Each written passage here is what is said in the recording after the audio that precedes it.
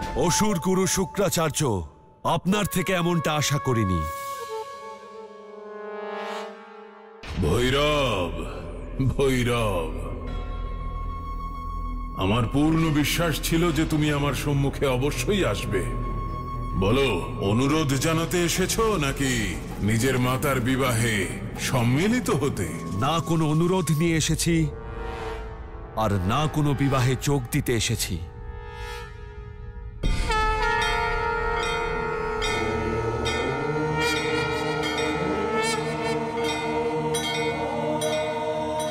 আমি আপনাকে কেবল এটাই বলতে এসেছি যে আপনি কতটা পথভ্রষ্ট।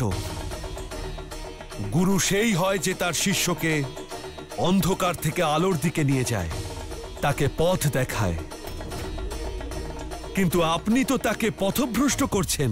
ভৈরব, মর্যাদার সীমা লঙ্ঘন করো না। আমি অসুররাজকে পথভ্রষ্ট করিনি, বরং তাকে সঠিক পথ দেখানোর প্রচেষ্টা করেছি। কিন্তু গুরুদেব, আপনার প্রয়াস তো ব্যর্থ হলো। অন্ধকাসুর তো আপনার কোনো কথাই শুনল না। সংসারে প্রথম এমন গুরু দেখছি যে নিজের শিষ্যকে দীর্ঘায়ুর আশীর্বাদ না করে মৃত্যুর অভিশাপ দিচ্ছে। থামো, নিজের সীমা অতিক্রম করো না। যদি আমার বুদ্ধি ভ্রষ্ট হয়ে যায় তবে... আপনার বুদ্ধি তো প্রথম থেকেই ভ্রষ্ট গুরুদেব। কুবুদ্ধি আজ থেকে নয়, বরং আপনার অন্তরাত্মায় অনেক আগে থেকেই ছিল। দেবতারা আপনাকে তাদের গুরু না বানিয়ে সঠিক সিদ্ধান্ত নিয়েছিলেন। থামো ভৈরব! উঁচু গলায় কথা বলে সত্যিকে লুকানো যাবে না গুরুদেব। আপনার কি মনে হয় এই শক্তিকে ধারণ করে অসুররা সম্পূর্ণ সৃষ্টিতে রাজত্ব করবে? এসব ভ্রান্ত ধারণা। আমি আপনাকে শেষবার সতর্ক করছি গুরুদেব। কোনো শেষ সুযোগ নয় ভৈরব, সেই সুযোগ আর আছে কোথায়? অন্ধকাসুর ওই দেবীকে বিবাহ সূত্রে আবদ্ধ করতে চলেছে। আমি জীবিত থাকতে এ অসম্ভব গুরুদেব। কি করে আটকাবে তুমি তাকে? ভৈরব, পরিস্থিতি এখন তোমার হাতের বাইরে চলে গেছে।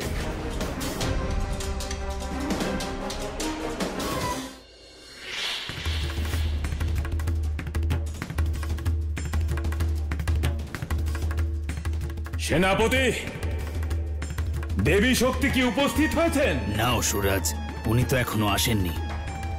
এখনো আসেননি? এ কি করে সম্ভব? সমস্ত দেবতারা মিলে আবার কোনো ছলনা করছে না তো অসুরদের সঙ্গে?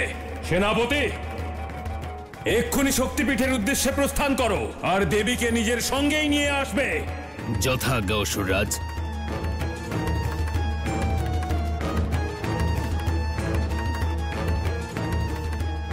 গুরুদেব শুক্রাচার্য এখনো এসে পৌঁছলেন না কেন?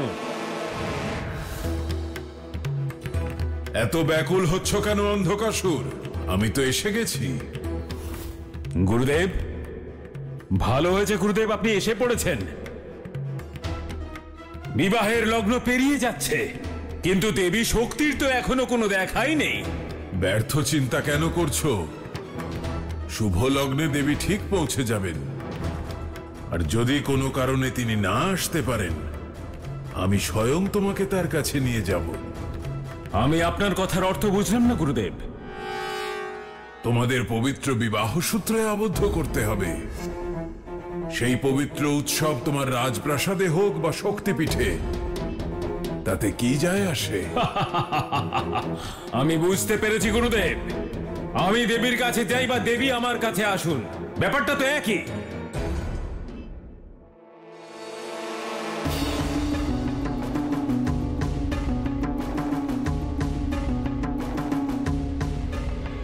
ভৈরব কোথায় গেছে? এখনো এলো না কেন? জানি না কি হবে। অন্ধকাসুর, তুমি বিবাহের আয়োজন তো বেশ ভালোই করেছো, তবে এই আয়োজনে একটি অভাব রয়ে গেছে। আজ্ঞা করুন গুরুদেব, কিসের অভাব রয়েছে? আমি এই মুহূর্তে সেই অভাব পূরণ করে দিচ্ছি। বিবাহের অনুষ্ঠান ততক্ষণ সফল হয় না যতক্ষণ না পিতৃপুরুষের আশীর্বাদ পাওয়া যায়।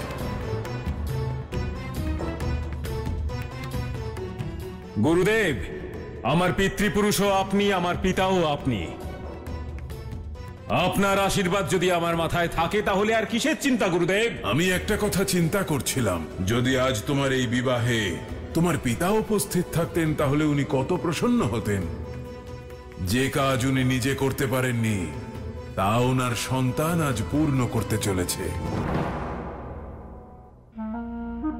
হ্যাঁ গুরুদেব, কিন্তু ওই বিষ্ণু ওনাকে বধ করেছে আর আমার কাছ থেকে ছিনিয়ে নিয়েছে। সত্য বটে, বধ তো হয়েছেন, মৃত্যুও হয়েছে তোমার পিতার। কিন্তু যদি আমি এটা বলি যে তোমার পিতা তোমার বিবাহে তোমাকে আশীর্বাদ করতে আসতে পারেন, তাহলে তোমার কেমন লাগবে? এর থেকে বড় আনন্দের বিষয় আমার কাছে আর কি হতে পারে গুরুদেব? কিন্তু গুরুদেব, মৃত শরীর পুনরায় জীবিত হয়ে এই লোকে আবার কি করে আসতে পারে? তোমার পিতার শরীর এখনো সুরক্ষিত আছে। যদি তুমি তাকে তোমার বিবাহে সম্মিলিত করতে চাও তাহলে করতে পারো। তাহলে আর বিলম্ব কিসের গুরুদেব? বলুন আমাকে আমার পিতার মৃতদেহ কোথায় আছে? তাহলে চলো আমার সঙ্গে।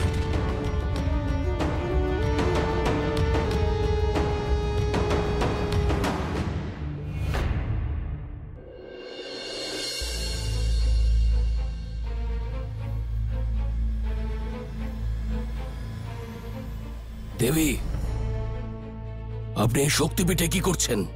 আপনার তো স্বর্গলোকে চলে যাওয়ার কথা ছিল। অসুররাজ আপনার জন্য অপেক্ষা করছেন, আমরা আপনাকে নিতে এসেছি। অসুর সেনাপতি, আমি অন্ধকাসুরকে প্রতিশ্রুতি দিয়েছি, আমি অবশ্যই যাব। না দেবী, বিবাহের সময় পেরিয়ে যাচ্ছে। অসুররাজ আপনাকে সঙ্গে নিয়ে যেতে আদেশ দিয়েছেন। যদি আপনি না যান তাহলে আপনাকে জোর করে নিয়ে যেতে হবে। নিজের মর্যাদার সীমা পার করো না। কার মধ্যে এত শক্তি আছে যে আমাকে বাধ্য করবে? আমি বাধ্য করব আপনাকে। আমি সঙ্গে করে নিয়ে যাব, দেখি আপনি আমার আদেশ কি করে অমান্য করেন। সাবধান অসুর সেনাপতি, আমার ইচ্ছার বিরুদ্ধে কেউ আমাকে নিয়ে যেতে পারবে না। অষ্টপ্রহর সময় আছে আমার কাছে, তারপর আমি স্বয়ং বিবাহস্থলে উপস্থিত হব।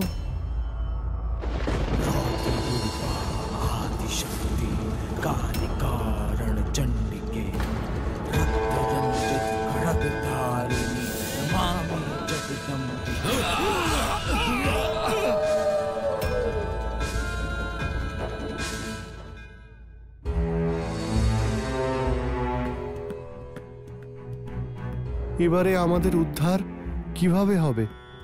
আমাদের মুক্তি কোনোদিনই সম্ভব নয়। সঠিক বলেছ। মাতা যদি আমাদের ভোজন না করান তাহলে আমরা পৃথিবী লোক থেকে পিতৃলোকে কিভাবে যাব?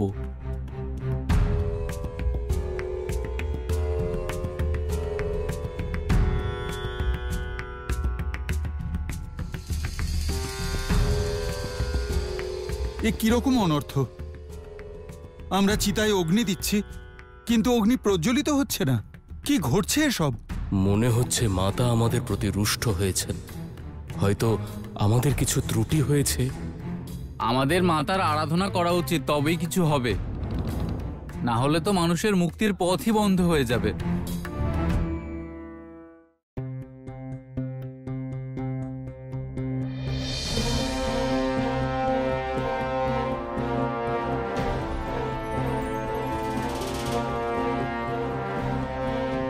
গুরুদেব, আপনি আমাকে কোথায় নিয়ে এলেন?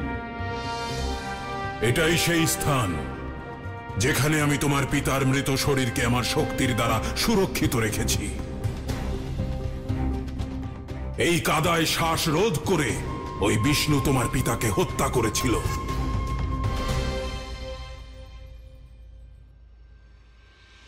গুরুদেব, কোথায় রাখা আছে আমার পিতার শরীর? শীঘ্র আমাকে পিতার দর্শন করান গুরুদেব। অবশ্যই।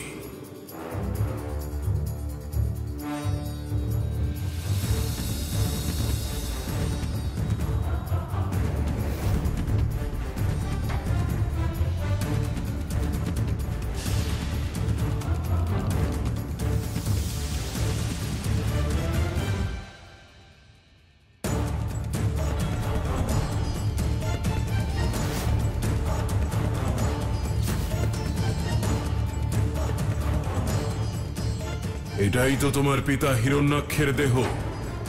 পিতা, পিতা,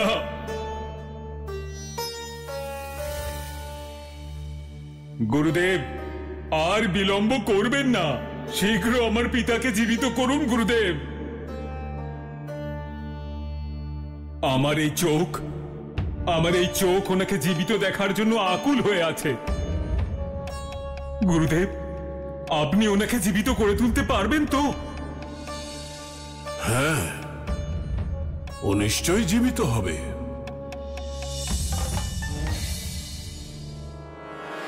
গুরুদেব, গুরুদেব, আপনি এমন ভাবে দাঁড়িয়ে আছেন কেন?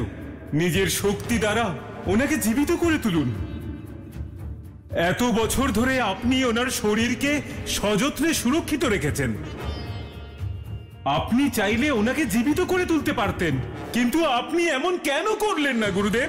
হ্যাঁ, আমি সবসময় চেয়েছি হিরণ্যাক্ষকে জীবিত করে তুলতে, কিন্তু আমার সামনে যে সমস্যা সেদিন ছিল সেই সমস্যা আজও আছে। আমি আজও ওকে জীবিত করতে পারবো না। না গুরুদেব, আপনি এমন কথা বলবেন না। আমাকে বলুন সমস্যাটা কোথায়। আমি কোনো না কোনো উপায়ে অবশ্যই খুঁজে বের করব গুরুদেব। সত্য তো এটাই অন্ধকাসুর, আমার এমন একজনকে প্রয়োজন যে ব্যক্তি স্বেচ্ছা মৃত্যুর অধিকারী হবে। তাহলেই আমি ওর শরীরে আমার শক্তির দ্বারা প্রাণ ফেরাতে পারবো। এ আপনি কি বলছেন গুরুদেব? হ্যাঁ অন্ধকাসুর, এটাই সত্য। আর আমি এও জানি যে নিজের প্রাণ আহুতি দিয়ে নিজের পিতার মৃত শরীরকে জীবিত করার সংকল্প এক পুত্র ছাড়া আর কেউই করতে পারে না। অর্থাৎ আপনি আমাকে মেরে ফেলতে চান গুরুদেব? আমার প্রাণের পরিবর্তে আমার পিতা জীবন ফিরে পাবেন?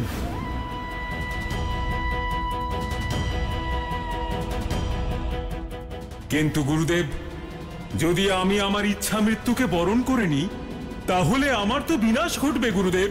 না অন্ধকাসুর, যদি তুমি নির্ভয়ে মৃত্যুকে বরণ করে নাও, তাহলে আমি আমার শক্তির দ্বারা তোমাকে পুনরায় জীবিত করব।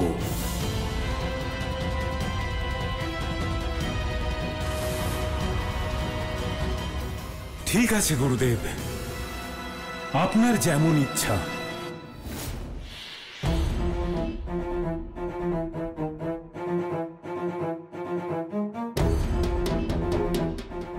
গুরুদেব, পিতার প্রতি ভালোবাসায় আমি আমার প্রাণও আমার পিতার জন্য নির্দ্বিধায় উৎসর্গ করতে পারি। তাহলে সময় নষ্ট করো না অন্ধকাসুর। এমন পুণ্য কেবল সৌভাগ্যবানেরাই লাভ করে। পিতার পুনর্জন্মের কামনার পাশাপাশি নিজের মৃত্যু কামনা করো অসুররাজ।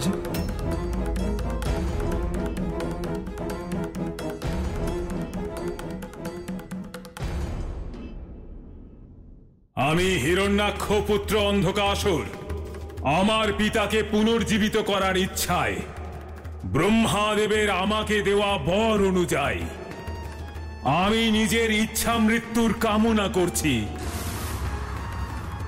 আমার মৃত্যু যেন আমার পিতাকে জীবন প্রদান করে। দাঁড়াও অন্ধকাসুর, এ কি অনর্থ করলে?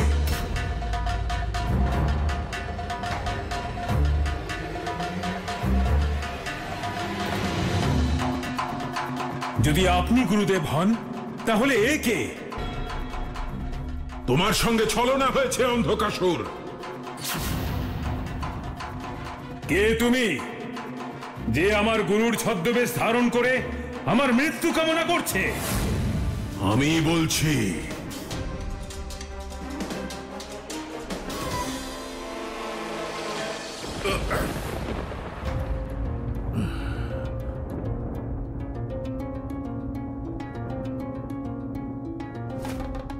ভৈরব, আমাকে বন্দী করার চেষ্টা করো না,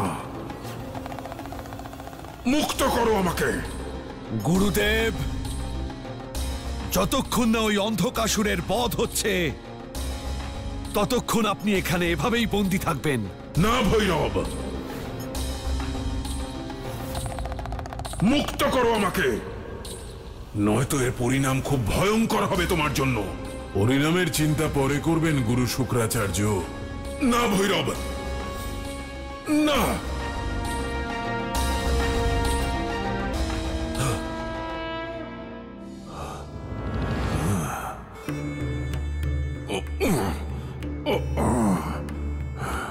ভৈরবের এই বন্ধন থেকে মুক্ত হওয়ার এখন একটাই উপায়, আমাকে আমার যোগ শক্তি প্রয়োগ করতে হবে।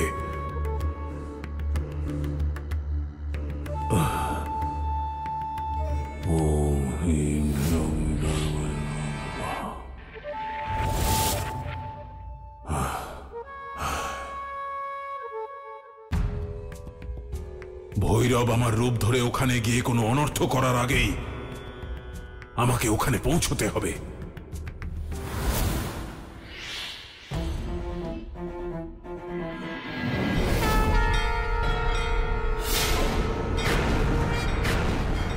ভৈরব, শক্তিপীঠের রক্ষক ভৈরব। হ্যাঁ, আমি অন্ধকাসুর।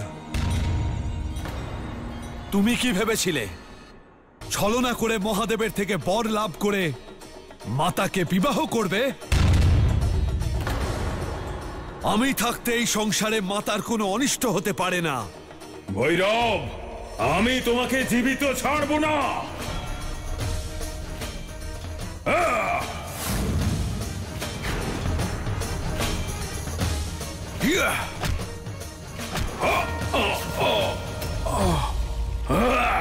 অন্ধকাসুর, আমার হাতে তোমার মৃত্যু আজ নিশ্চিত। এখন তো তোমার কাছে ইচ্ছা মৃত্যুর বরদানও নেই, তা নিজেই খণ্ডন করেছো।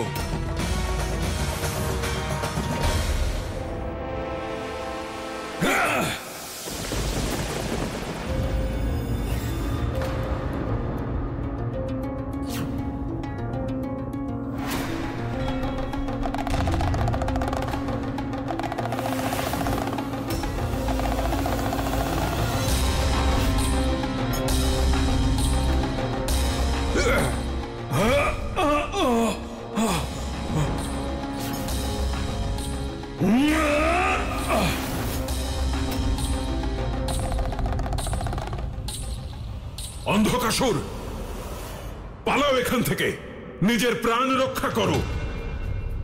তোমার স্বেচ্ছা মৃত্যুর বরদান খণ্ডিত হয়েছে, তোমার মৃত্যু নিশ্চিত। এই ভৈরব তোমার বিনাশ করবে, পালাও তুমি।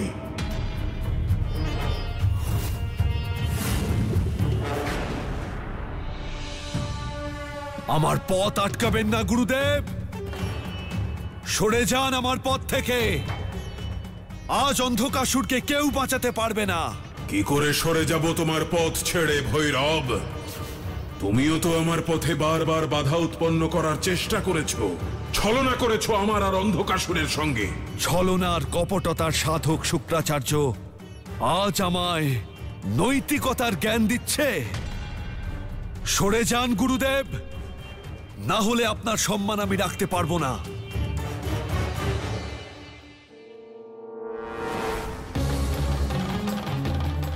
ভৈরব, ছলনা করে তুমি আমাকে বন্দী করেছিলে, এবার দেখি আমার এই প্রচন্ড শক্তির প্রভাব থেকে কি করে বাঁচো তুমি। যত শক্তি প্রয়োগ করার করুন গুরুদেব, কিন্তু আজ আপনি আমাকে আটকাতে ব্যর্থ হবেন। ভৈরব,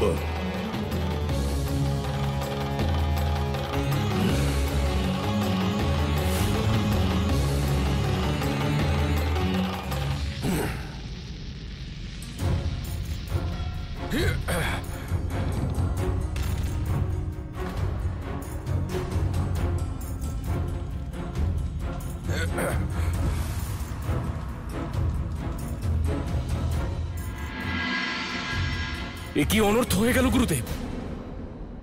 শুক্রাচার্য নিজের শক্তির দ্বারা ভৈরবের শরীরে অগ্নি প্রজ্বলিত করে ওনাকে বন্দী করে নিয়েছেন। এই যে অত্যন্ত অমঙ্গলের বিষয়। আপনার কথা সত্য দেবরাজ, কিন্তু শুক্রাচার্যকে আটকানোর সামর্থ্য কারো আছে কি? তিনি অসাধারণ শক্তির আধার। আমি নিশ্চিত এবার দেবতাদের পরাজয় ঘটবে।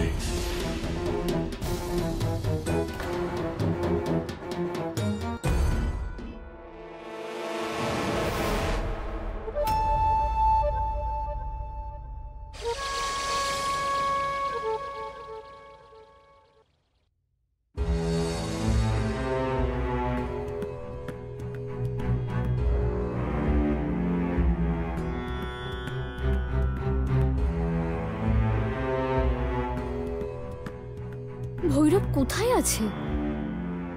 অষ্টপ্রহর শেষ হতেই চলেছে, আর কিছুক্ষণ বাকি।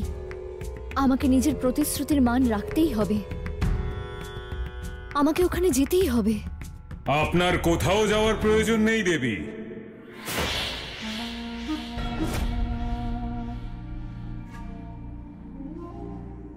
অন্ধকাসুর, তুমি এখানে? হ্যাঁ দেবী, আমি ভাবলাম আপনি কেন অকারণে কষ্ট করবেন, তার চেয়ে বরং আমিই আপনার কাছে চলে আসি।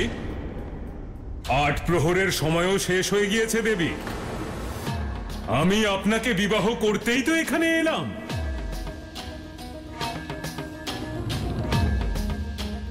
কিন্তু দেবী, ভৈরবকে আপনিই আপনার রক্ষার জন্য পাঠিয়েছিলেন। আমি ভেবেছিলাম আপনি অন্তত আমার সঙ্গে ছলনা করবেন না, কিন্তু আপনিও আমার সাথে ছলনা করলেন দেবী। এবার সিদ্ধান্ত আপনার যে আপনি কি চান। আপনাকে আমায় বিবাহ করতেই হবে, না হলে এই সংসারে এটাই প্রমাণিত হয়ে যাবে যে মহাদেবের দেওয়া কথার কোনো অর্থ নেই। মিথ্যা ওনার প্রতিশ্রুতি। কখনো নয়, মহাদেবের দেওয়া প্রতিশ্রুতি ভঙ্গ হয়নি। তাহলে আর দেরি কিসের দেবী? আমি আর আপনি এই মুহূর্তে গন্ধর্ব বিবাহের রীতি অনুসারে বিবাহ সম্পন্ন করতে পারি দেবী। ভৈরব, আমি তোমার অনেক অপেক্ষা করেছি। এখন অন্ধকাসুরকে বিয়ে করা ছাড়া আমার কাছে অন্য কোনো পথ নেই। ভৈরব, অনেক রক্ষা করেছ তুমি শক্তিপীঠের। আমি জানি দেবতারা আর মহাদেব তোমাকে পুনর্জীবিত করার প্রয়াস অবশ্যই করবে, কিন্তু আমি তাদের সফল হতে দেব না। তোমার শরীরের এই ভস্মই যদি ওরা না পান, তাহলে প্রাণ প্রতিষ্ঠা কোথায় করবেন?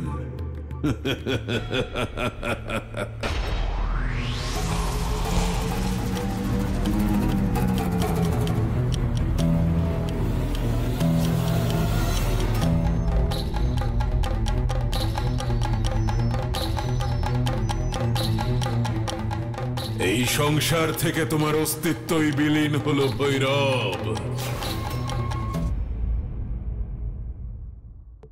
বিবাহ বন্ধনে আবদ্ধ হওয়ার সময় এবার এসে গিয়েছে দেবী। আপনিও এই পুষ্পমালা গ্রহণ করুন দেবী।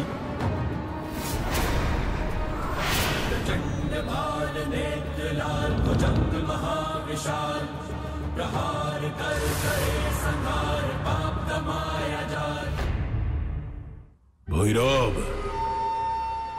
আমি তোমার এই ভস্ম চিরতরে আমার উদরে সমাহিত রাখব।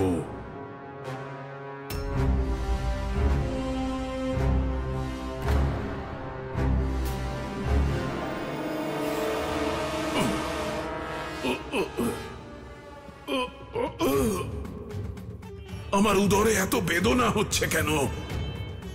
এই অগ্নি, এর জ্বলন অসহনীয় হচ্ছে। এর তেজ এত প্রচন্ড, এ তো আমাকে ভস্ম করে দেবে।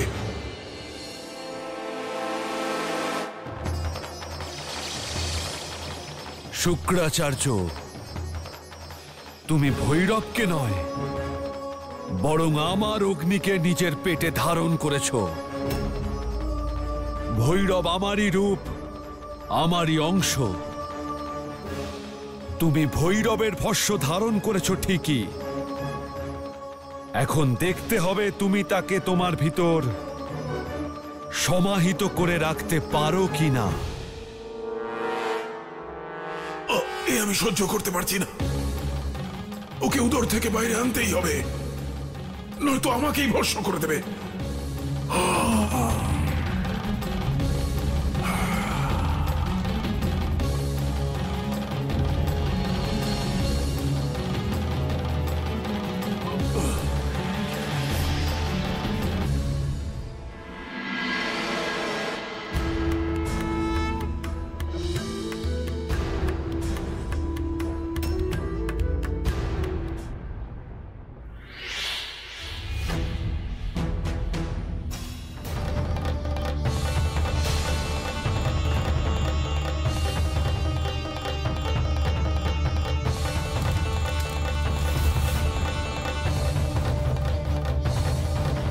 এই পুষ্পমালা জ্বলে কিভাবে ভস্ম হয়ে গেল?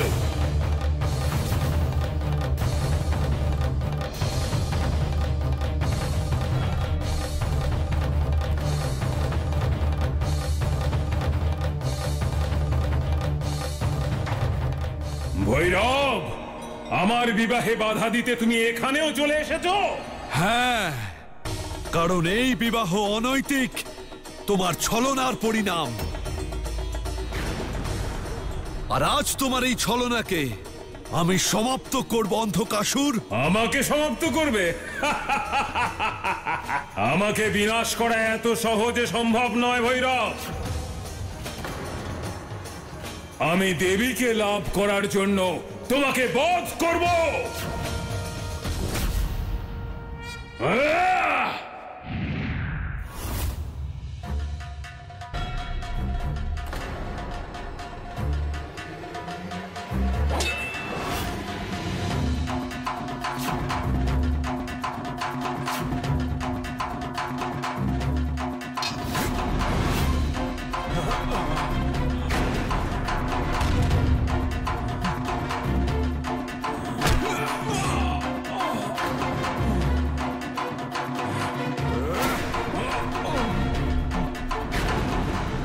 ক্ষমা করে দাও আমাকে ভৈরব, ক্ষমা করে দাও। আমি অনেক বড় ভুল করেছি, আমায় অভয় দান করো ভৈরব, আমায় অভয় দান করো। যদি ক্ষমা চাইতেই হয় তাহলে দেবীর কাছে চাও, যাকে তুমি অপমান করেছো। দেবীর কাছে আমি ক্ষমা চাইছি। আমি কখনো আর এমন অনৈতিক কাজ করব না ভৈরব, কখনো করব না।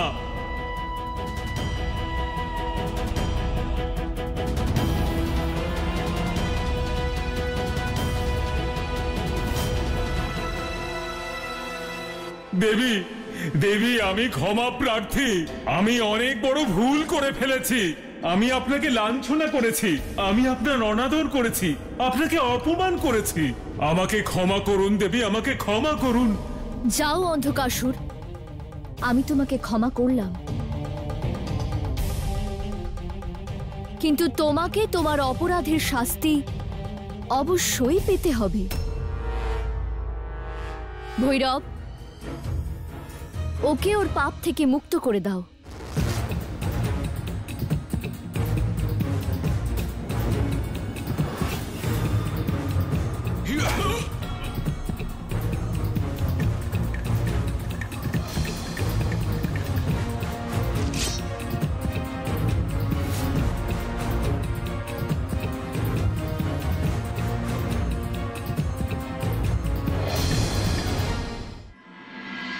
হে মাতা, আপনি জগৎ কল্যাণময়ী।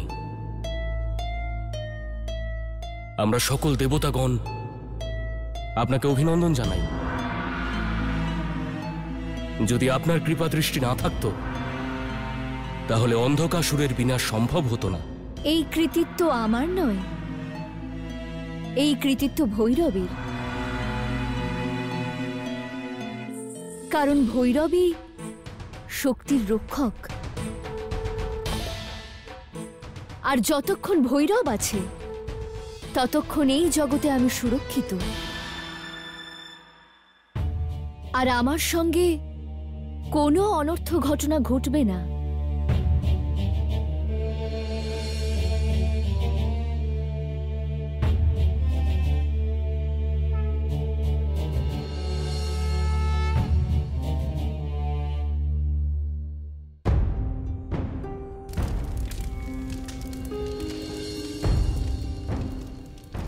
চিতায় কত সহজেই অগ্নিসংযোগ হয়ে গেল। মাকে কোটি কোটি প্রণাম। মাতার আশীর্বাদ যেন এভাবেই আমাদের উপর সর্বদা থাকে। মাতা বিশালাক্ষীর জয়। মাতা বিশালাক্ষীর জয়।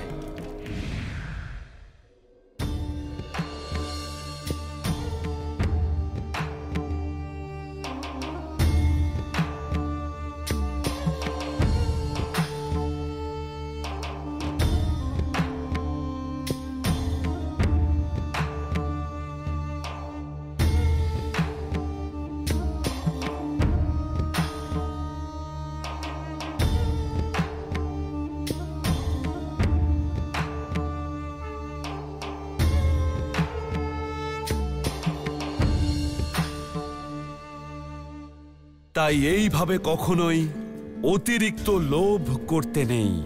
অন্ধকাসুর কেবল শক্তিরই অপমান করেনি, বরং নিজের অতিরিক্ত লোভের বশে নারীদের শোষণ করতে চেয়েছিল। তাই ওর পাপের শাস্তি তো ওকে পেতেই হতো, আর এই কারণেই ওর বিনাশ ঘটে। এইভাবে আমি ভৈরব আমার বিভিন্ন রূপে শক্তিপীঠগুলিকে রক্ষা করে যাব।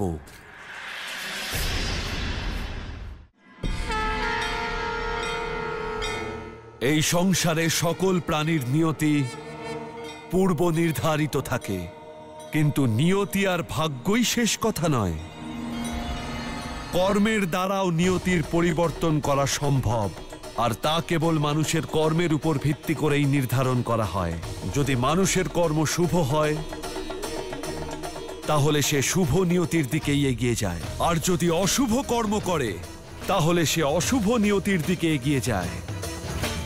অর্থাৎ যেমন কর্ম করবে তার ফলও তেমনই পাবে।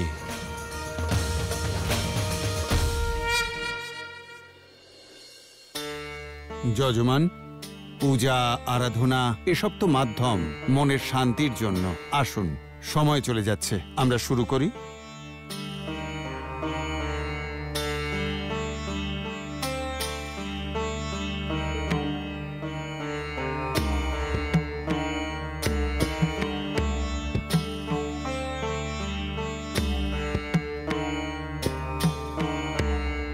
জগতের পালনকর্তা ভগবান বিষ্ণুকে সাক্ষী রেখে সংকল্প করুন জীবনে কখনো দুষ্কর্ম না করে সৎকর্ম করবেন, যাতে এই সংসারে আপনার কীর্তি আর যশ ছড়িয়ে পড়ে। ওম নমঃ ভগবতে বাসুদেবায় নমঃ। ওম নমো ভগবতে বাসুদেবায় নমঃ।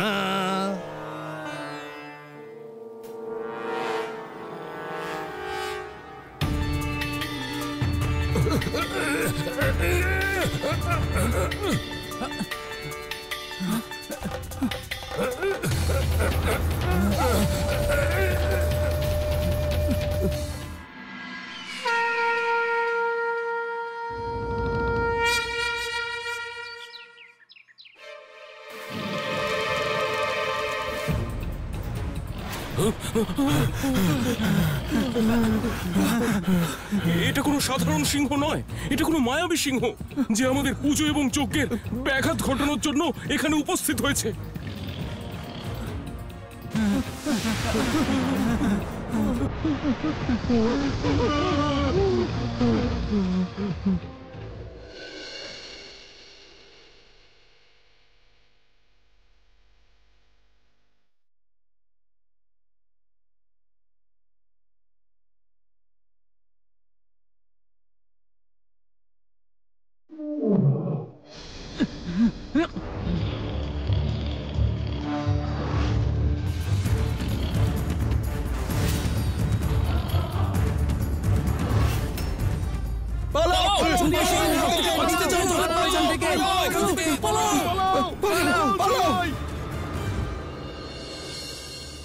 এ কি ভয়ানক পরিস্থিতি!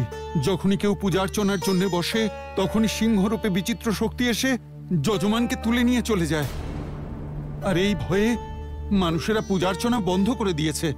এমন ঘটতে থাকলে যে অনর্থ হয়ে যাবে। পূজার্চনায় যদি না করা যায় তাহলে যে অধর্মের জয় হবে। এ নিশ্চয়ই কোনো অসুরীয় শক্তির প্রভাব, যে ধার্মিক কাজে বিঘ্ন ঘটানোর চেষ্টা করছে।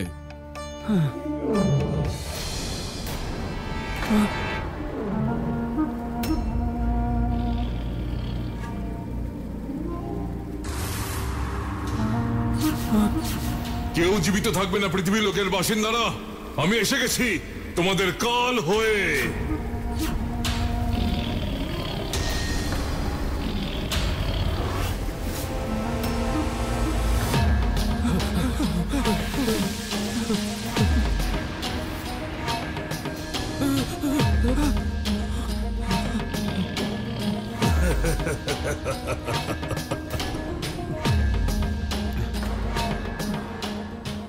জানি না ও কে, কি চায়, কিভাবে মানুষের হত্যা করছে।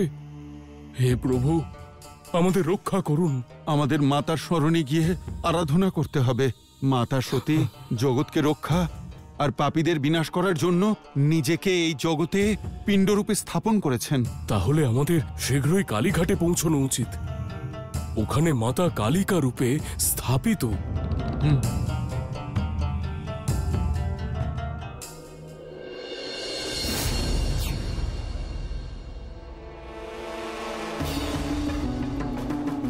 সংসারে মহিষাসুরের পাপ বেড়েই চলেছে।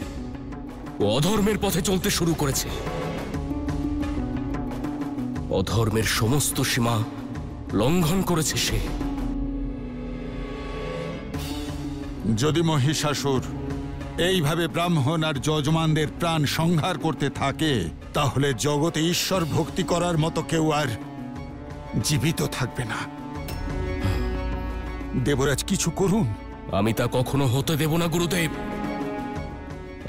আমি নিজে গিয়ে ওর দম্ভ চূর্ণ করে আসব।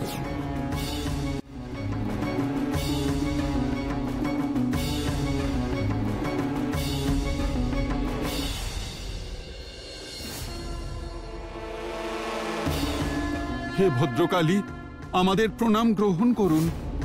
মাতেশ্বরী, আমরা আপনার শরণে এসেছি। আমরা জানি এই সংসারে আপনি শুধু অসুরদের বধ করবার জন্য আর ধর্ম সংস্থাপন করতেই এসেছেন। হ্যাঁ মাতা, আমাদের রক্ষা করুন। আসরিক শক্তি ধার্মিক কার্যে বাধা উৎপন্ন করছে। মানুষ ভয় পেয়ে পূজার্চনা থেকে মুখ ফিরিয়ে নিচ্ছে মাতা।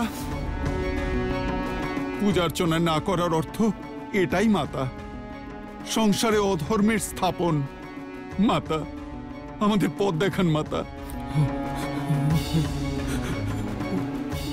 কে পথ দেখাবে আপনাদের?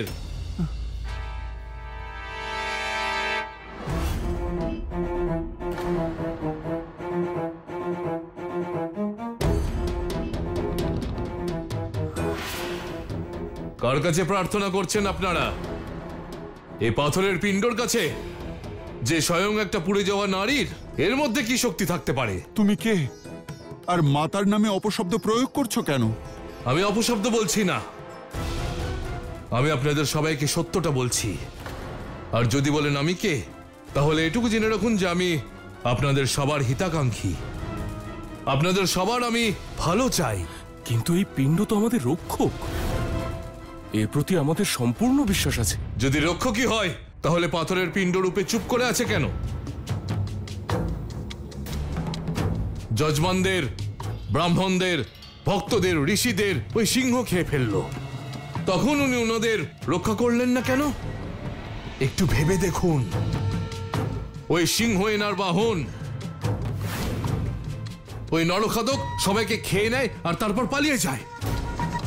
এর স্তুতি করে কেউ কিভাবে সুরক্ষিত থাকতে পারে?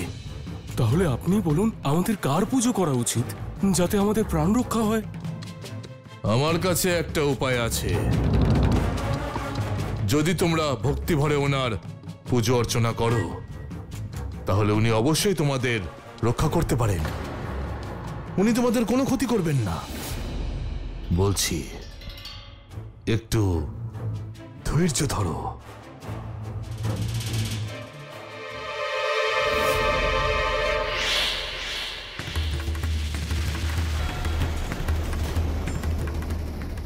আমি হলাম সর্বশক্তিমান মহিষাসুর, তোমাদের সবার রক্ষক।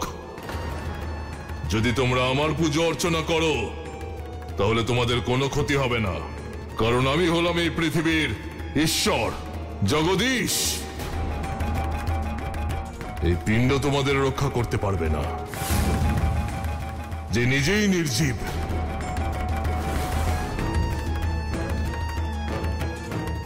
আমরা তো তার কাছেই যাব যে আমাদের প্রাণ রক্ষা করবে। যদি আপনি আমাদের প্রাণ রক্ষা করেন তবে আজ থেকে এই মুহূর্ত থেকে আপনার আরাধনা করব। মহিষাসুরের জয়! মহিষাসুরের জয়! মহিষাসুরের জয়! মহিষাসুরের জয়! মহিষাসুর, আমার মাতার অস্তিত্বকে অস্বীকার করে তুমি মৃত্যুর পথে অগ্রসর হচ্ছ।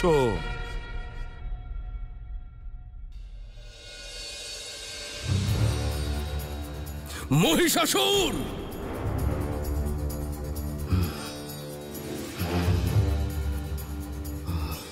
তোমার অধর্মের জন্য মানুষের ক্ষতি হচ্ছে।